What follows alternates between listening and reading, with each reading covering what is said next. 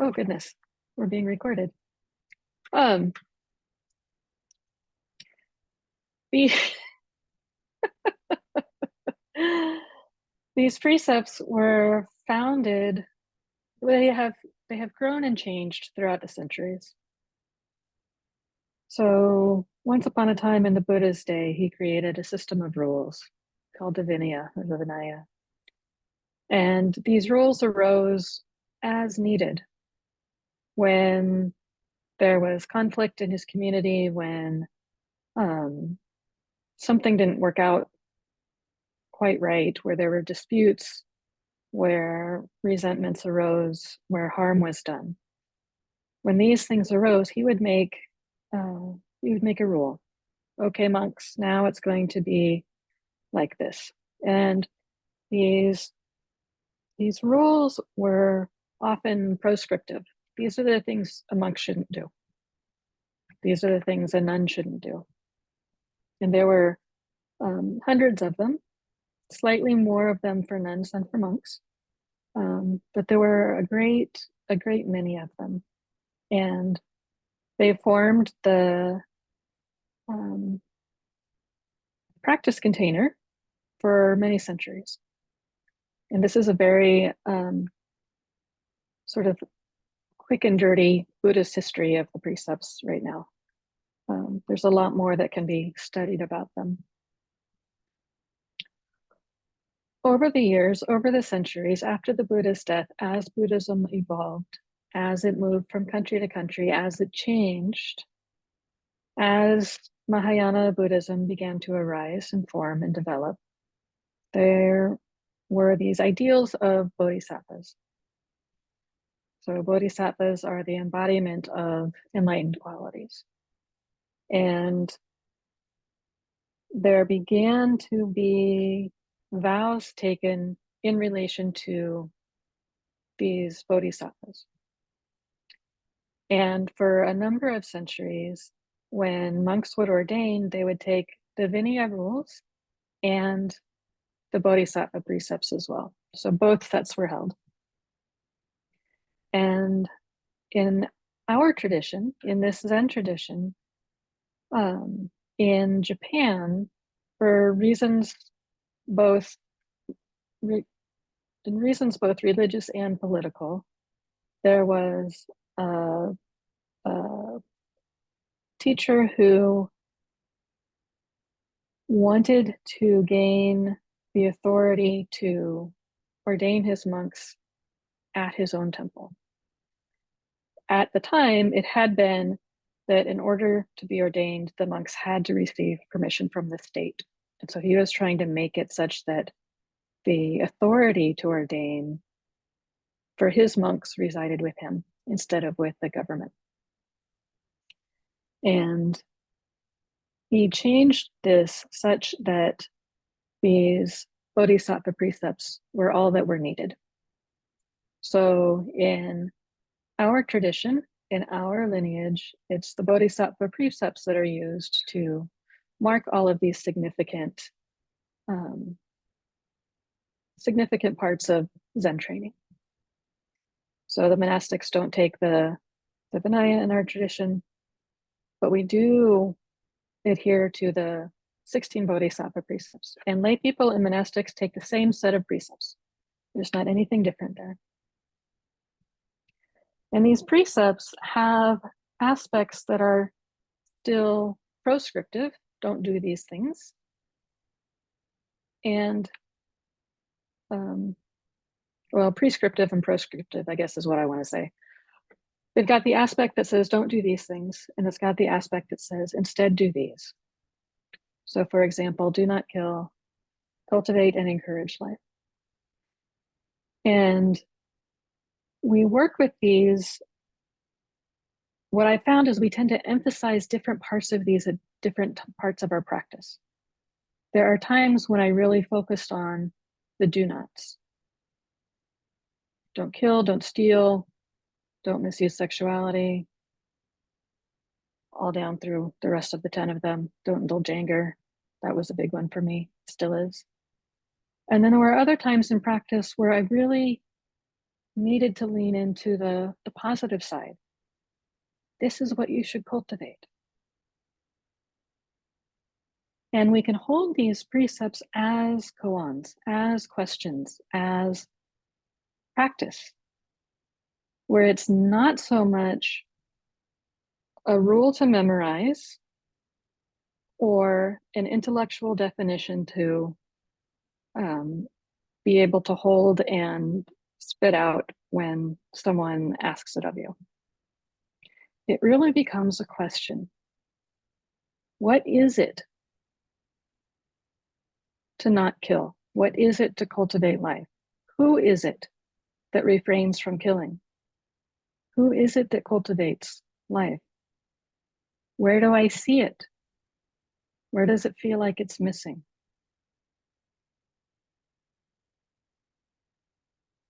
Roshi Kennett used to say, this is what Kyogen used to say. Kyogen would say, Roshi Kennett would say, the present moment lacks for nothing, yet needs something. So what is it that we're adding to this moment? And where in the precepts are we needing to find that?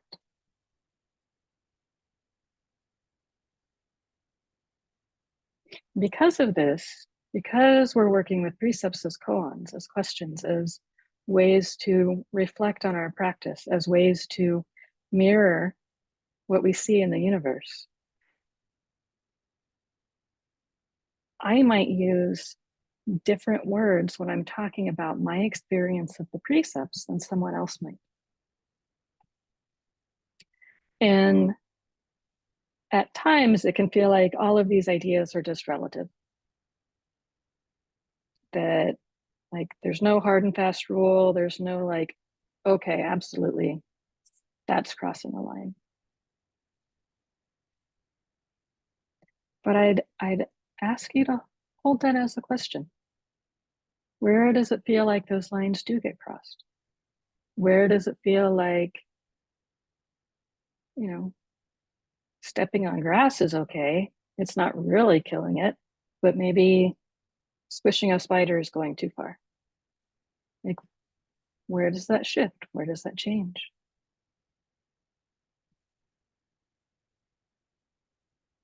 And holding these as questions, we can see how there's a way that they can guide and shape our lives. If there's a returning to and a contemplating of and holding as question and leading into how can I move in harmony with these precepts a little bit more than I have in the past? What would that look like? What would that feel like? What might be different about me or about my relationships?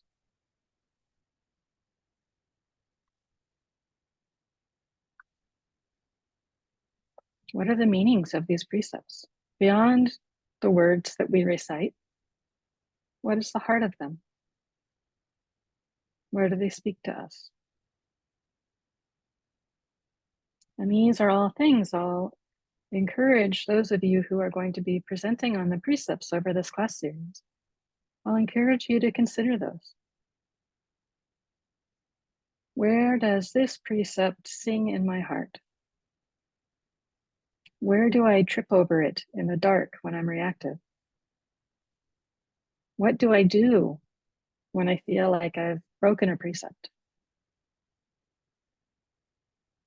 How do I get back on track? Is there even a track to get back onto?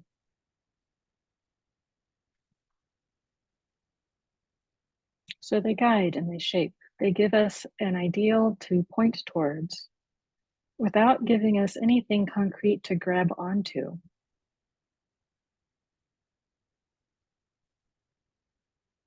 That drove me bonkers for a little while. I wanted something concrete. This is the rule. But they don't quite work like that. So we have in our Kyoji Kaimon that we recite,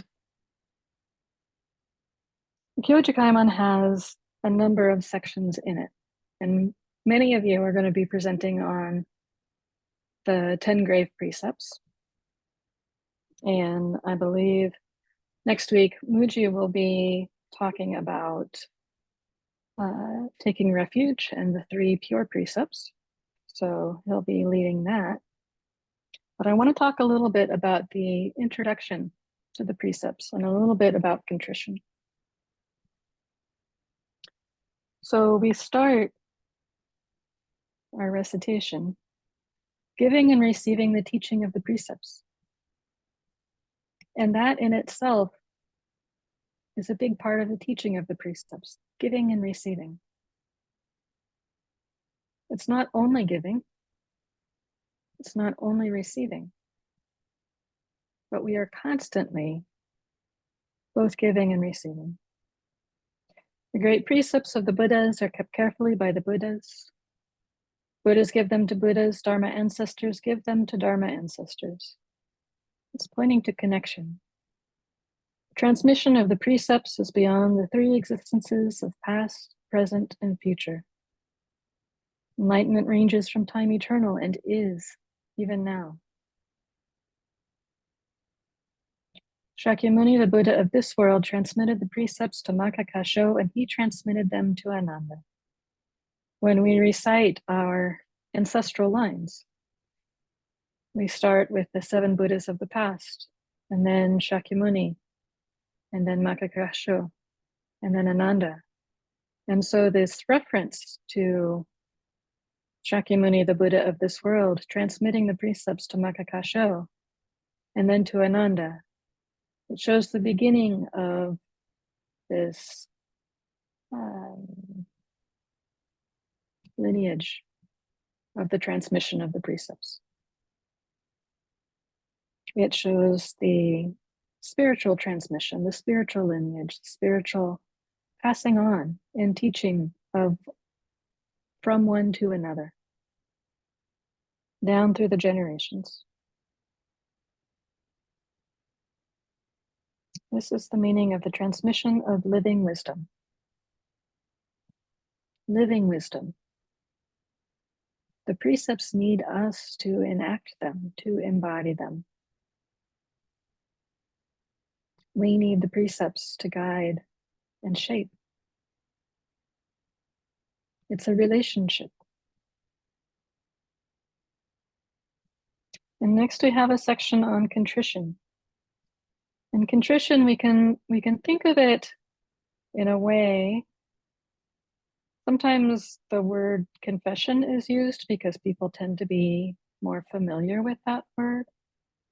But it's not quite confession, because contrition is often within. It is not, I need to tell someone else I broke the precepts and receive judgment.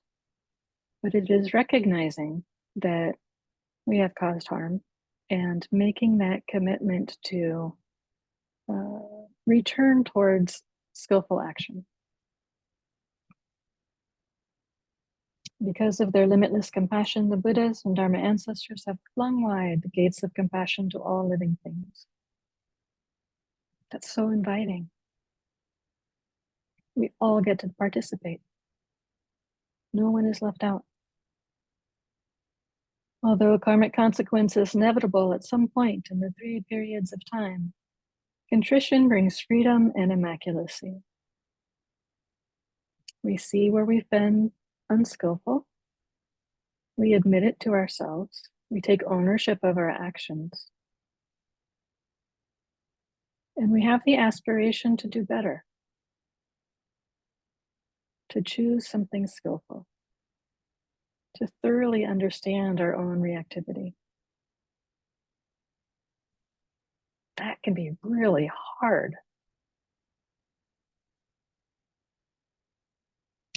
May the Buddhas and ancestors have compassion upon us. Help us see the obstacle of suffering we have inherited from the limitless past, and lead us in such a way that we share the merit that fills the universe. For they in the past were as we are now, and we will be as they in the future. There is such promise in that. There is such recognition and witnessing.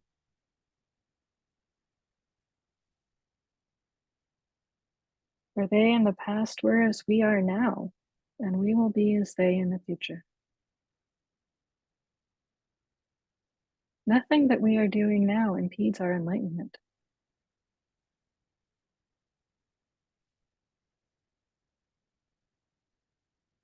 That we can continue, even when we're unskillful. We can make amends and continue on.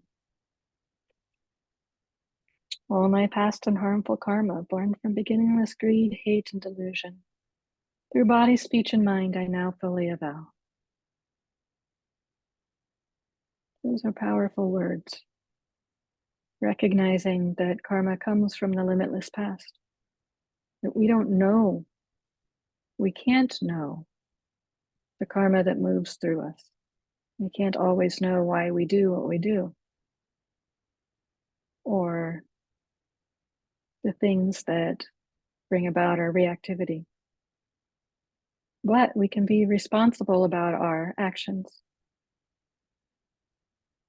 We can say, oh yes, this is the karma I've inherited, and this is how I'm going to take care of it.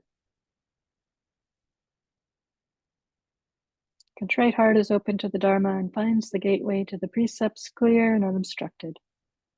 Bearing this in mind, we should sit up straight in the presence of the Buddha and make this act of contrition wholeheartedly. There's an honoring of authenticity and transparency there. What is it to be able to say to your Sangha or to your friends or to your family, ooh, I messed up. Ooh, that doesn't feel good. And I want to do something different.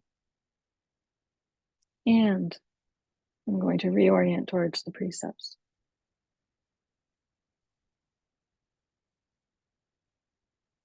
When we can do that, there's nothing to defend.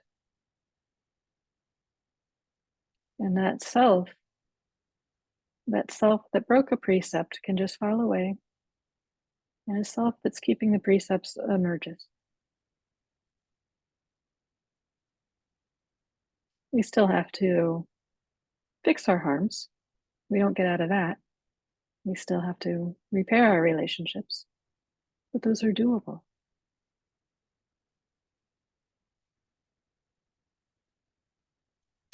And we have a practice that we do during our precept study. Oftentimes in the temple, when we're doing precept study, we will recite the Kyoju Kaimon in the morning as part of our morning practice. And then in the evening, there's a practice called recollection.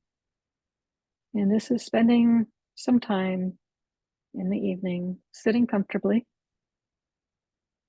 and letting the events of the day run through your mind. And as that happens, noticing any points of constriction or becoming tense. Notice any pains in the body that might arise. And when that happens, just lean into that and see if there's perhaps a precept that is associated with whatever is causing that tension. And then just notice it and let it go, and let the rest of the day run through your mind, noticing any more points of contraction that arise. And just this noticing is of itself an important part in recognizing some of our habitual patterns around ways we cause our own suffering. Because like underneath all of this is that aspiration for ease, that aspiration to reduce suffering, both for ourselves and for others. And so with all of that as sort of an introduction to our precept series for this year, over these next number of weeks, I'm curious, like for those of you who have practiced with the precepts, Where do you find yourself going back to again and again and again? I mentioned earlier that the precept of anger tends to trip me up, and it continues to trip me up after 20 years of practice. And it's one that I'll be working with probably for a long time. But I'm wondering for you, what's your favorite precept?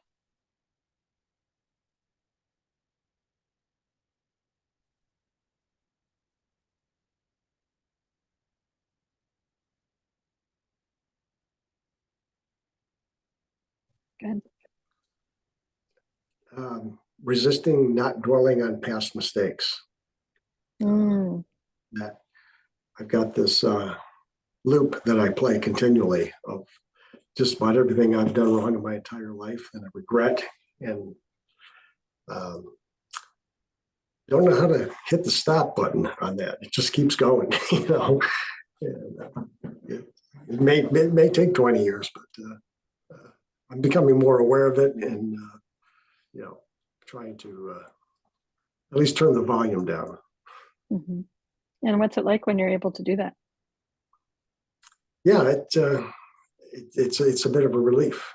It's a bit of a relief, and trying to rationally understand that it doesn't do any good to keep running this the same scenario over and over. Mm-hmm. Mm-hmm. Yeah.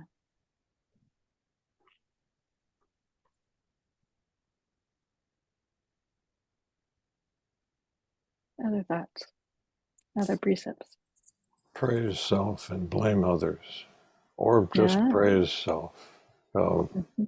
Step in and help where no help is wanted. Mm.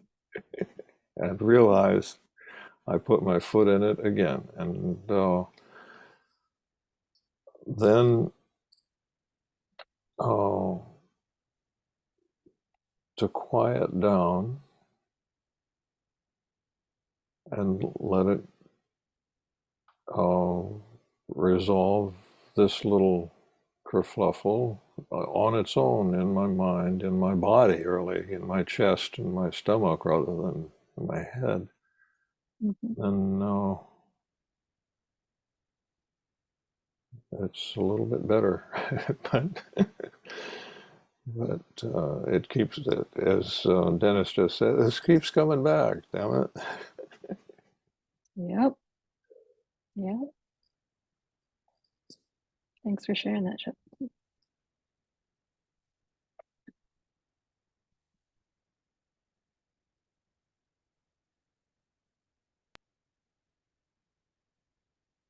Nancy? One of So the mine, oh, sorry. Go ahead. Let's do Nancy and then Ruth Ann. mine is a little bit different in the sense that the primary issue that I dealt with for the first 50 years was shame. So when you say compassion, that is the biggest step. To recognize compassion helps to break the shame. Mm-hmm. And then everything else just kind of falls into place more easily. I mean, I'm not a bad person, but the shame got in the way of so many things that to deal with the compassion makes everything, changes everything. And I'll just leave it at that. Thank you. Thank you. Shame can be so hard to work with. You can get in there deep. And compassion, developing self-compassion is such a tricky thing for some people. Mm-hmm. But when that shame shifts, a lot of stuff opens up. Powerful. Yeah. Thank you. Ruth Ann.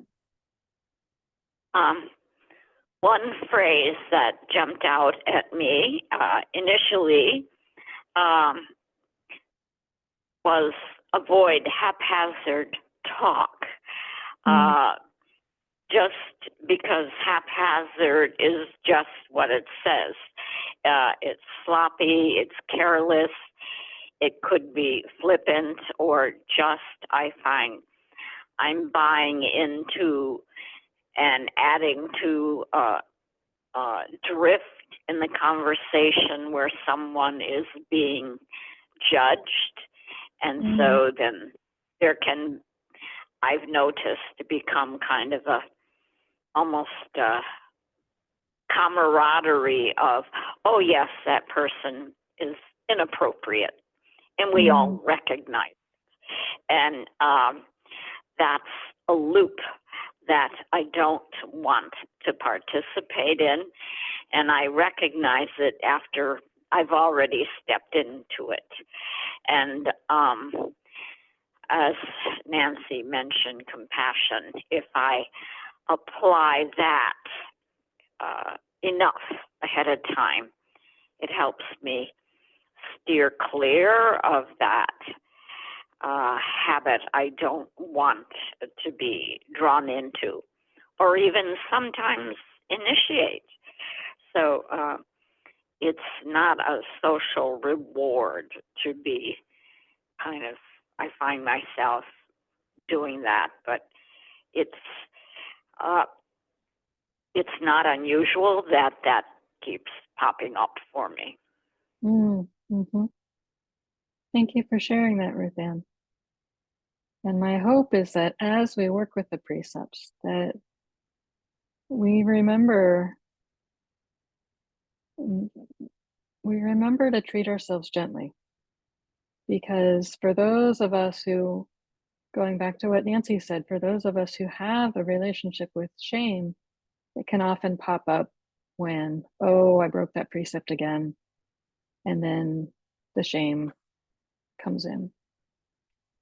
So be gentle with yourself. I'll try to be gentle with myself as we study the precepts.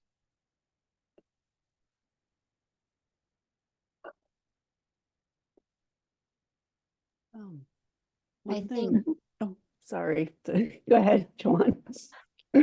I'm never I sure think that do not praise self and blame others and the do not dwell on past mistakes, they kind of go hand in hand. It's in some situations, it's really hard to even separate the two. They are so closely intertwined. And when you were talking about reactivity, and that skillful means the skillful wisdom, what kept coming up for me when you were saying that was many times if we pause, then our precepts come right up, and we can handle it in a skillful way. And I think what's really frustrating is when I don't pause and the precepts comes up after I've opened my mouth. And then I just wish that I could just put it back in and take it back. And you were, I was writing down some things here, just, making amends, and that whole dance, that navigating of when you make amends, when you try to undo the harm, sometimes even if you open your mouth again, it's going to make it worse. You have to really figure out how to navigate that amends. Sometimes it takes time. Yeah.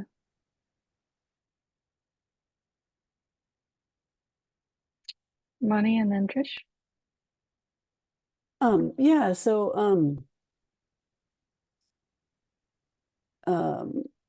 one thing I'm going to be talking about, the do not dwell on past mistakes precepts. I don't want to say too much about it, I guess. But one of the things that kind of keeps coming up for me with that precept is something that I read, something when Waking Up to What You Do, the book we studied a few years ago. And when she talks about this precept, I realized I was remembering the quote wrong. It's a T.S. Eliot quote, but the way I remember it is everybody is a stranger. So every time I think about this precept, I sort of think that phrase that I've sort of completely you know, misremembered, like pops into my head. And I really like that. And I wish I would, I wish I'd remember it more often, because I do tend to I can hold grudges sometimes. And holding grudges is very, creates a lot of suffering in myself. And it's something I need to remember more often, that just everybody that you meet is a stranger, no matter whether or not, like, just approach them as like somebody is with openness, and then the other thing that kind of has been coming up for me the past couple of years is, it's not a precept, but I keep coming back to contrition, and really appreciating just that whole contrition section of the precepts, and how important it is, and kind of like how awesome it is, because really I just, and that's another way I think about it. It's just a trite sort of way of thinking about it, I guess, is that like, it's just showing up, really, like, you're showing up, and that is everything. That's so important. And when you show up, you have all of the ancestors backing you up, like, so anyway, yeah, those are the things I think about. Thank you. That was beautiful. Trish?